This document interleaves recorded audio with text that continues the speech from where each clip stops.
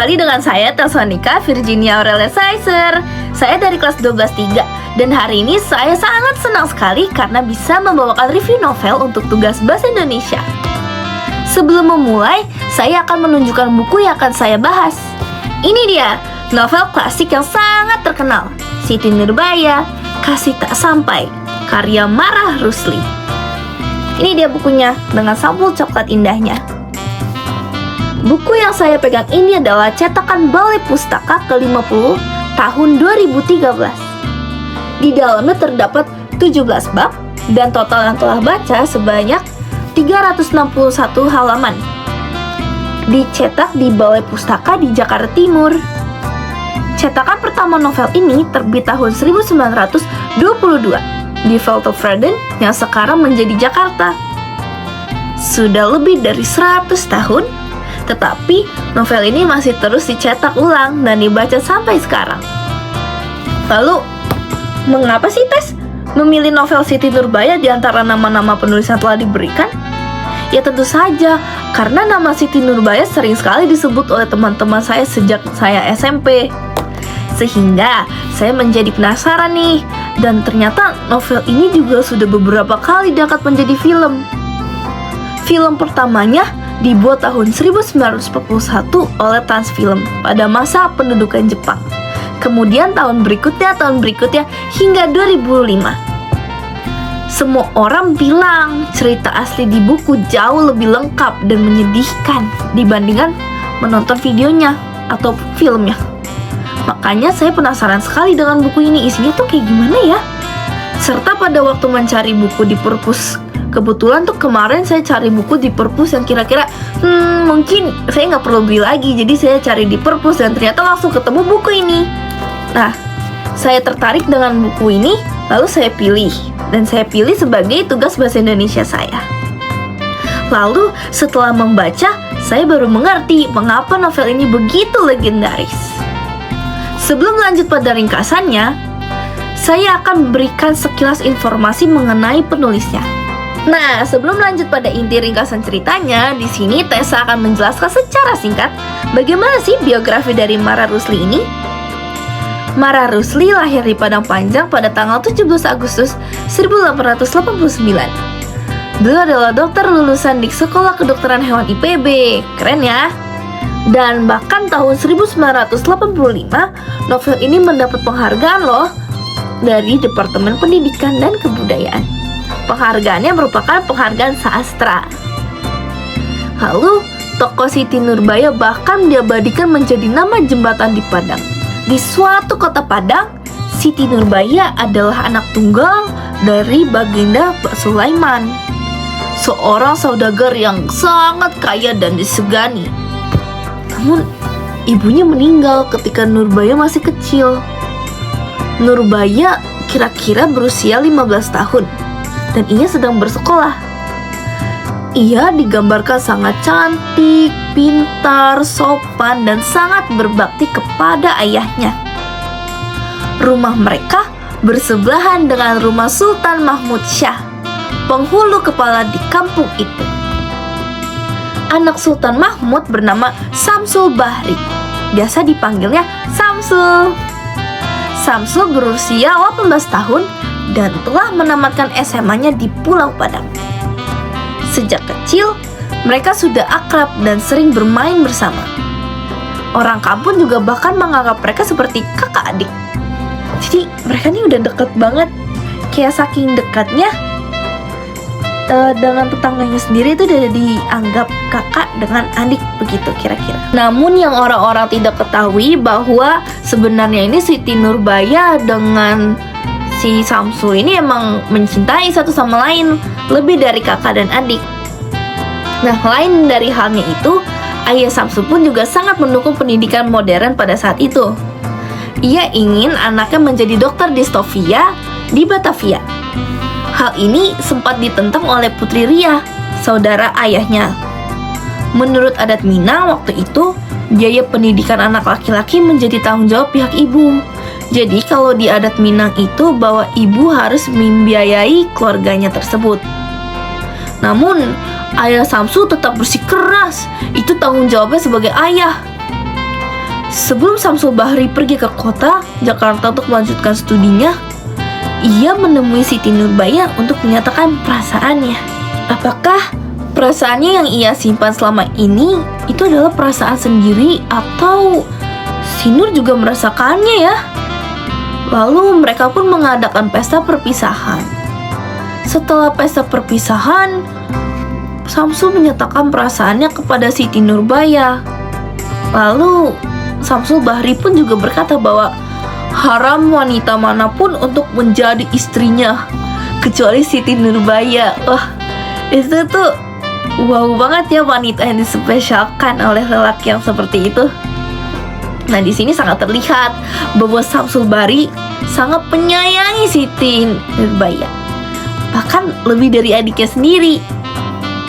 Dan ternyata Nurbaya juga menyimpan perasaan yang sama, lalu langsung menerimanya. Mereka saling berjanji akan menunggu sampai Samsul selesai kuliah.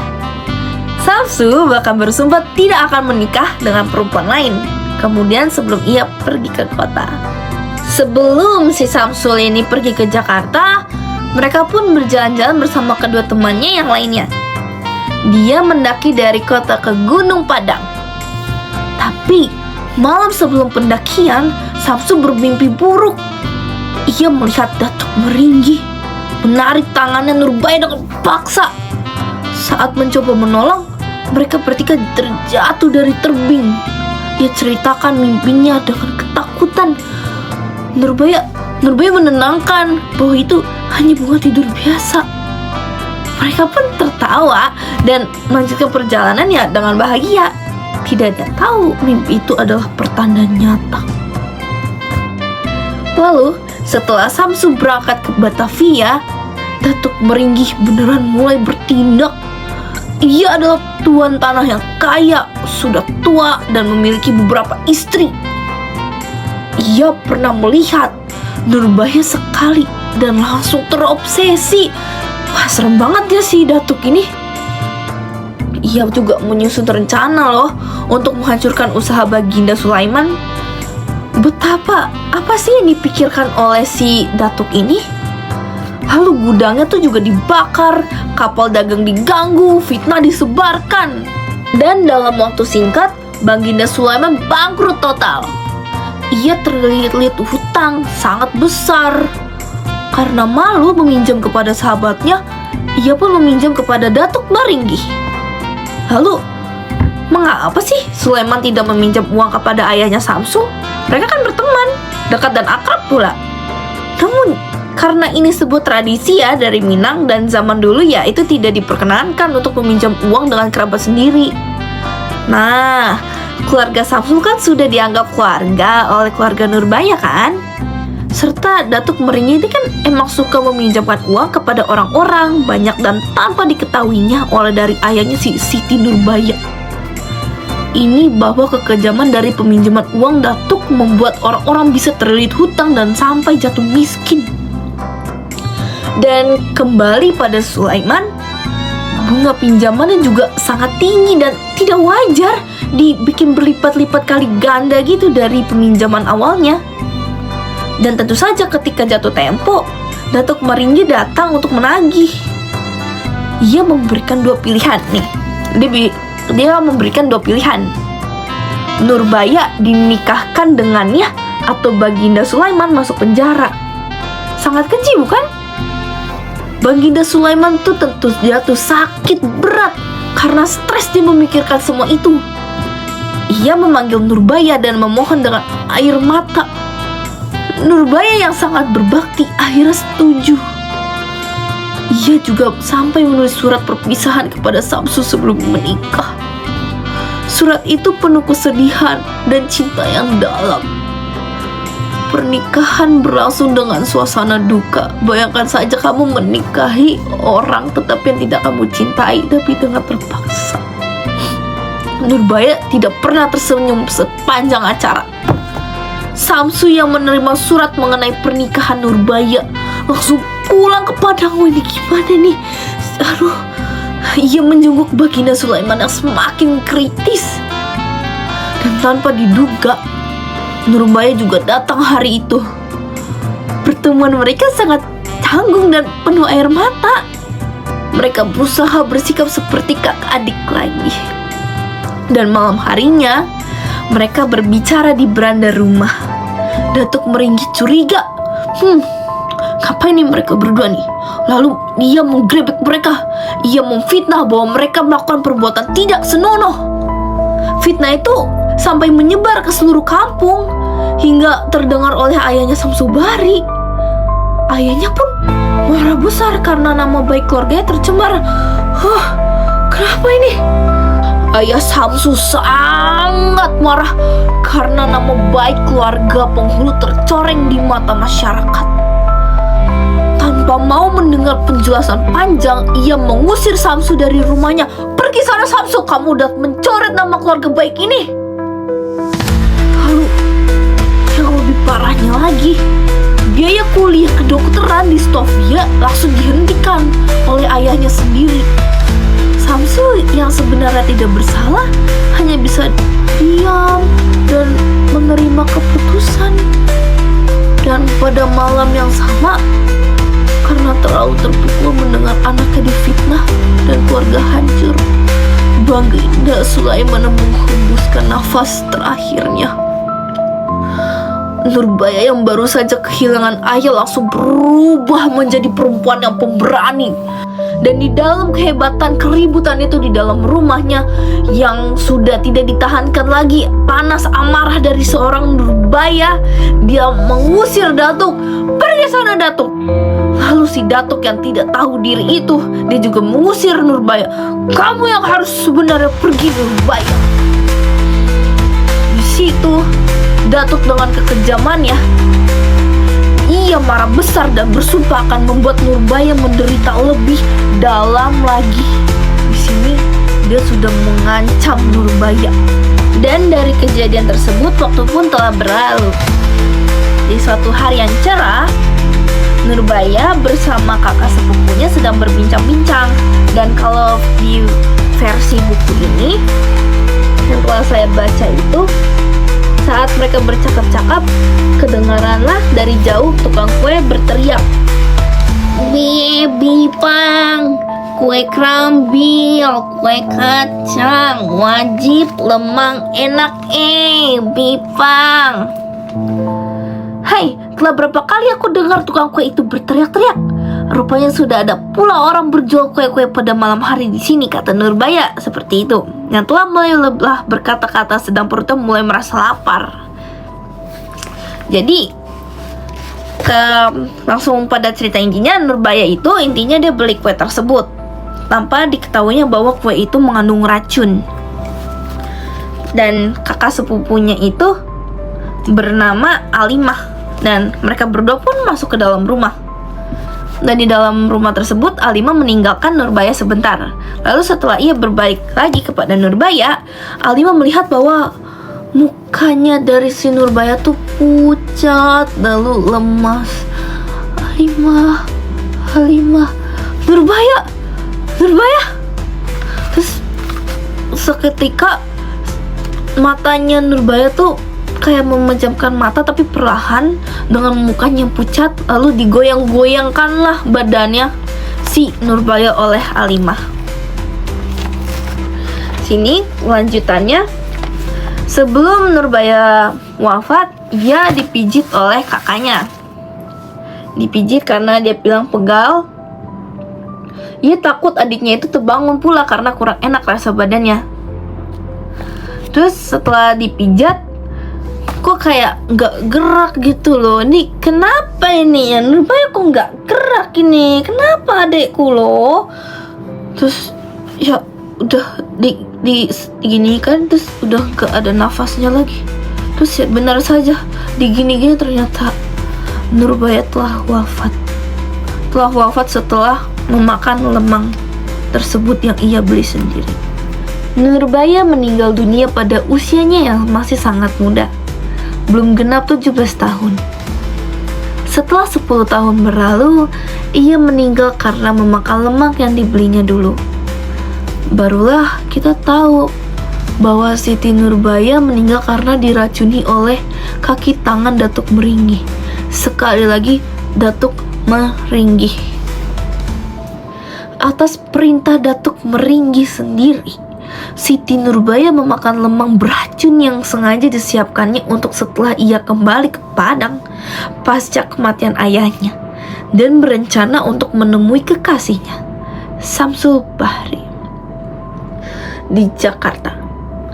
Serta ibu dari Samsul juga ikut menghembus nafas terakhirnya setelah mendengar bahwa Nurbaya kesayangannya telah meninggal dunia. Itu 10 tahun yang lalu kira-kira. Dan lalu diberikannya surat kematian dua wanita yang disayangi oleh Samsul kepadanya. Surat terakhir itu sampai ke tangan Samsul ketika dia sedang bertugas sebagai dokter di sebuah desa terpencil di Jawa. Begitu membaca, ia langsung meminta cuti darurat dan bergegas pulang ke Padang. Aduh, saya kalau jadi Samsul lagi bertugas tetapi mendengar bahwa orang yang saya cintai telah tiada, saya juga sedih banget waktu baca ini, juga rasanya sedih banget ikut merasakan yang dirasakan oleh Samsul. Namun saat tiba, Nurbaya sudah dimakamkan di lereng Gunung Padang. Samsul hanya bisa bersedih, menangis, dia bahkan pingsan. Ia menyesal tidak bisa melindungi orang yang paling dicintainya. Ibu Nurbaya, aku tak kehilangan dua wanita sekaligus yang aku cintai. Biarkan aku meninggalkan seluruh pekerjaanku di Stovia, tetapi aku jangan ditinggalkan olehmu Nurbaya, kekasihku Nurbaya. Dan 10 tahun setelah Samsul bersedih itu, ia pun berkeinginan untuk balas dendam dengan memalsukan kematiannya. Ia menyamar menjadi Letnan Mas. Ia pun bertemu kembali dengan Datuk Meringgi, dan Datuk pun terkejut melihatnya. Jadi gambaran ceritanya tuh seperti ini, di mana si Datuk ini sedang berceramah, dan ada satu orang yang ia kenal dan tidak asing mukanya, yaitu adalah Letnan Mas. Dan Letnan Mas ini tentu saja itu adalah Samsul. Dan mereka berdua pun bertemu kembali. Dan di sini diceritakan bahwa si Letnan ini menegur si Datuk Meringgi. Dan Datuk Meringgi pun menjawab, "Ya, akulah Datuk Meringgi, saudagar yang kaya di Padang ini." Terus dia nanya ke Letnan, "Engkau ini siapa? Maka kenal kepadaku." Terus di sini yang lebih epicnya lagi, setelah diamat-amatinya, Letnan Mas ini terperanjatlah ia, lalu surut beberapa langkah ke belakang seraya berteriak, "Samsul Bahri, engkau tiada mati? Atau setannya kah ini?" Seketika itu juga melompatlah ia kembali ke muka hendak menetak Letnan Mas. Letnan Mas melompat ke kanan lalu berkata, "Tunggu dahulu Datuk Meringgi, karena banyak yang terasa dalam hatiku yang hendak kukatakan kepadamu sebelum aku terpaksa mencabut nyawamu." Mendengar perkataan ini berdiri Datuk Meringgi karena hendak mengetahui apakah yang akan dikatakan musuhnya itu. "Datuk Meringgi, sesungguhnya akulah Samsul Bahri yang 10 tahun telah lalu sudah mati, tetapi yang dikeluarkan kembali dalam kubur untuk menghukum engkau atas segala kejahatanmu yang keji itu tatkala aku membedil diriku di Jakarta, karena terlebih suka mati daripada hidup menanggung sengsara yang asalnya daripada perbuatanmu. Tiadalah disampaikan Tuhan maksudku itu." Lalu terkejutlah Datuk Meringgi di saat itu juga. Sejurus berdiam diri, berkatalah pula Samsul Bahri dengan menyapu air matanya yang tak dapat ia tahan selama bertahun-tahun. "Hai Datuk Meringgi, sekarang akan kuperlihatkan kepadamu bahwa ada lagi yang lebih berkuasa daripada hartamu itu.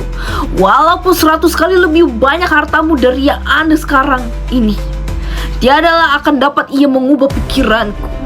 Dia itu sambil memegang pistol si Samsul ini. Dan Samsul juga nggak tahu kalau si Datuk ini juga memegang parang. Parang ini ada gambarnya, kira-kira seperti ini. Terus tiba-tiba si Samsul ini, terimalah oleh hukumanmu,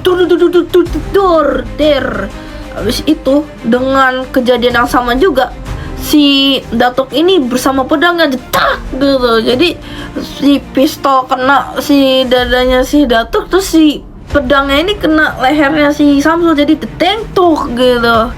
Jadi sama kejadiannya begitu cepat, dan jadinya kedua orang ini jadi jasad, gitu, sama-sama jadi jasad. Begitu intinya kira-kira ya. Terus kedua jasad ini langsung dilarikan ke rumah sakit. Lalu di rumah sakit tersebut tentu keluarga kerabat terdekat semua dipanggil, dan salah satunya adalah ayah si Samsul ini, yaitu adalah Sultan. Nah, di dalam rumah sakit ini Sultan Mahmud melihat si sakit, dia nggak tahu, makanya di sini di novelnya disebutnya si sakit karena dia tidak tahu kalau itu tuh ternyata tuh anaknya gitu. Dan dia kayak menjenguk letnan, ya intinya dia kayak seperti orang biasa gitu, kayak dia bingung kenapa dia dipanggil, dan ternyata tuh ini letnan gitu loh. Tapi dia kayak punya bayangan tiba-tiba kalau ini tuh anaknya gitu, punya feeling. Terus dia kayak sedih, merasa ya kenapa ini kejadiannya begitu cepat. Terus akhirnya si sakit itu tiba-tiba Pak Sultan dengan jahitan setelah selesai di operasinya itu, Pak, saya ada satu hal yang akan saya bicarakan, bahwa kuburkanlah saya bersama Siti Nurbaya, bersama ibu saya, dan bersama ayah dari Siti Nurbaya juga. Tetapi dia tidak mengakui kalau dia itu si Samsul, dan dia justru ngomong kayak gini ke si Sultan ini, dan Bapak janganlah sedih bahwa saya ini adalah letnan, bukan Samsul. Janganlah turut bersedih Bapak. Tolong azankanlah saya sebelum saya wafat. Di situ aku yang baca juga rasanya wah, sedih banget. Si Sultan ini juga jadi merasa bahagia dan lega, anakku ternyata masih di Padang. Dan dia juga ingin segera ke Padang setelah bertemu si letnan ini. Terus dia bertanya, anak saya di mana gitu. Terus ya sudah menghembuskan nafas terakhirnya si letnan ini. Dan akhirnya Sultan juga bertanya kepada dokter, anak saya mana di Padang ya? Terus dia bilang, dokternya bilang, itu anak Bapak. Langsung sudah tidak bertenaga lagi hingga ia pingsan. Lalu Sultan langsung nangis histeris bahwa azan yang ia kumandangkan kepada orang tersebut adalah anaknya sendiri. Bahkan hingga akhir hayatnya, Samsul tidak mengakui bahwa dia adalah Samsul. Dia tidak ingin menyakiti hati ayahnya. Ayahnya sangat terluka dan menyesal dengan perbuatannya ia dari 10 tahun lalu hingga saat ini. Lalu setelah kematiannya, Samsul segera dikuburkan tepat seperti yang ia amanatkan kepada ayahnya itu, di samping Nurbaya beserta keluarga lainnya.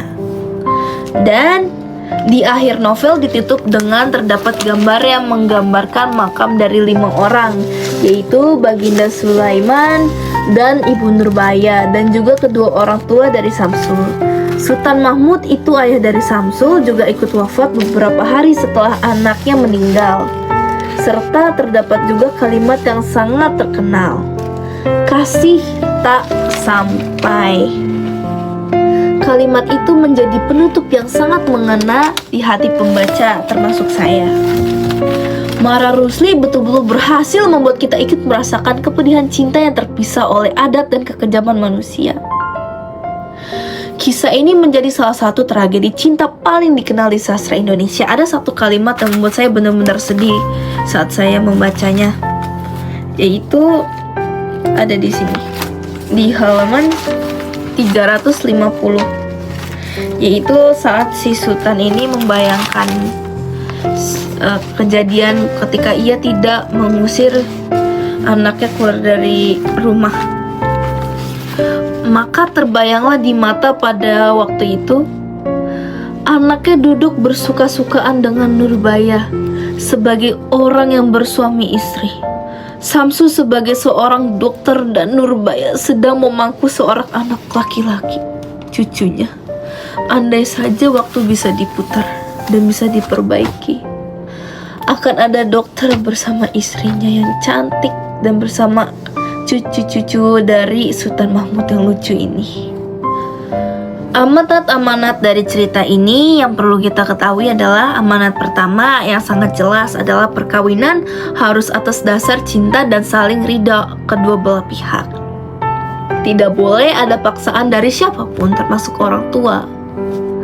Amanat kedua yaitu bakti kepada orang tua memang wajib, tetapi tidak sampai mengorbankan kebahagiaan hidup sendiri. Amanat ketiga, pendidikan adalah jalan keluar dari belenggu adat yang kaku dan tidak manusiawi.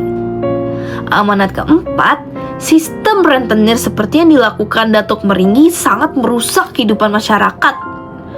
Amanat kelima, kita harus saling percaya dan terbuka dalam keluarga. Jangan mudah termakan fitnah orang dari luar ya. Dan amanat yang keenam, selalu ada rencana cadangan ketika ekonomi keluarga jatuh. Dan yang terakhir, amanat ketujuh, cinta sejati tidak harus memiliki, tetapi tetap setia sampai akhir hayat, seperti Samsul dan Nurbaya. Tetapi tetap setia sampai akhir, pokoknya ya, cinta itu. Semua amanat ini masih sangat relevan hingga saat ini.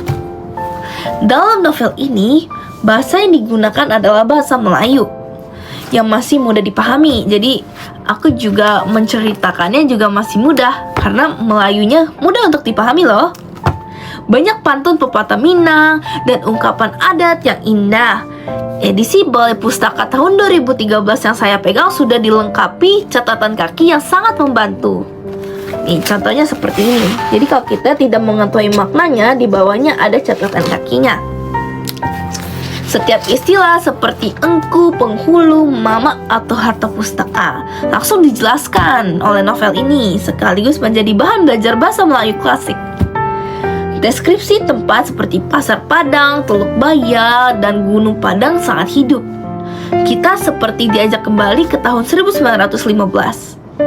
Membaca novel ini juga menambah wawasan tentang kehidupan masyarakat Minang pada masa kolonial.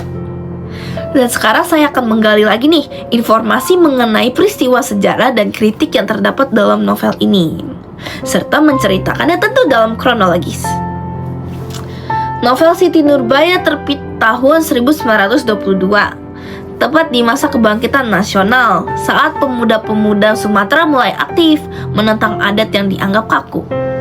Dan pada tahun 1920-an, perkawinan paksa karena utang atau menjaga harta masih sangat umum di Minangkabau. Banyak anak gadis yang terpaksa dinikahkan dengan laki-laki tua demi melunasi utang-utang mereka. Persis yang dialami oleh Nurbaya dan Datuk Meringgi. Setelah novel ini terbit, langsung muncul perdebatan besar di Surat Kabar Melayu sepanjang 1922 hingga 1925. Seperti pewarta Delhi. Kasus perkawinan paksa sudah jauh menurun dibandingkan sebelum novel ini terbit. Setelah itu, data objektif menunjukkan bahwa novel ini ikut memengaruhi perubahan sosial di dunia nyata. Sebelum tahun 1922, laporan pemerintah Hindia Belanda mencatat ratusan kasus kawin jual setiap tahunnya di Sumatera Barat. Tetapi sekitar tahun 1950-an jumlahnya tinggal puluhan saja. Kritik Mara Rusli terhadap Datuk Meringgi yang menghancurkan usaha Baginda Sulaiman lewat rentenir dan memaksa Nurbaya menikah demi utang adalah cerminan nyata dari praktik yang ingin dihapuskan. Pengusiran Nurbaya terhadap Datuk Meringgi dari rumah setelah ayahnya meninggal juga menjadi simbol perlawanan perempuan terhadap kekerasan berbasis adat.